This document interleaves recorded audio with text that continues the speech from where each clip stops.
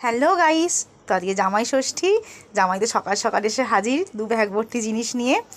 আর আমার মায়ের তো জ্বর হয়েছে, আগেই বলেছিলাম, তবু মা কোনো রকমে উঠে জামাই যত্ন তো করতেই হবে, বিয়ের পর প্রথম জামাই ষষ্ঠী বলে কথা। আর এখানে জামাইকে বরণ পর্ব চলছে। তো তোমরা কে কখন রেডি হয়ে এলে বাপের বাড়িতে অবশ্যই কমেন্ট করে জানিও। আর আমি তো এখানেই ছিলাম, ওখানে যাওয়া হয়নি, তাই একসাথে আসা হয়নি।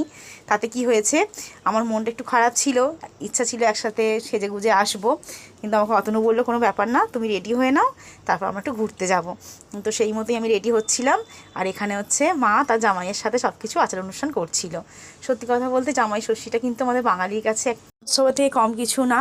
আর এখানে হচ্ছে অতনুর জন্য মা সব জিনিসপত্র কিনে এনেছিল, আর সেগুলো দিচ্ছিল। আমরাও দিয়েছি, বাবাকে একটা জামা দিয়েছি, প্যান্ট দিয়েছি। আর মায়ের শাড়ি মা কীরকম পরবে না পরবে যেন টাকা দিয়ে দিয়েছিলাম, মা পছন্দ করে কিনে নেবে।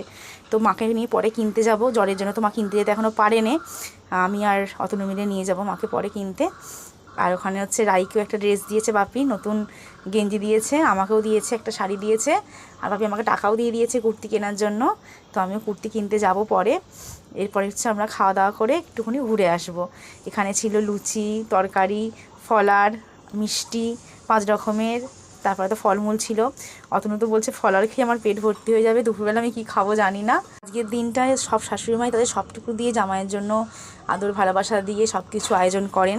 তো এই দিনটা যেমন শাশুড়ি মায়েদের কাছেও স্পেশাল, জামাইদের কাছেও একটা খুব স্পেশাল দিন। আর সবাই দিনটার জন্য ওয়েটও করে থাকে। তো কেমন লাগলো অবশ্যই কমেন্ট করে জানিও। নেক্সট পার্ট নিয়ে আবার দেখা হচ্ছে।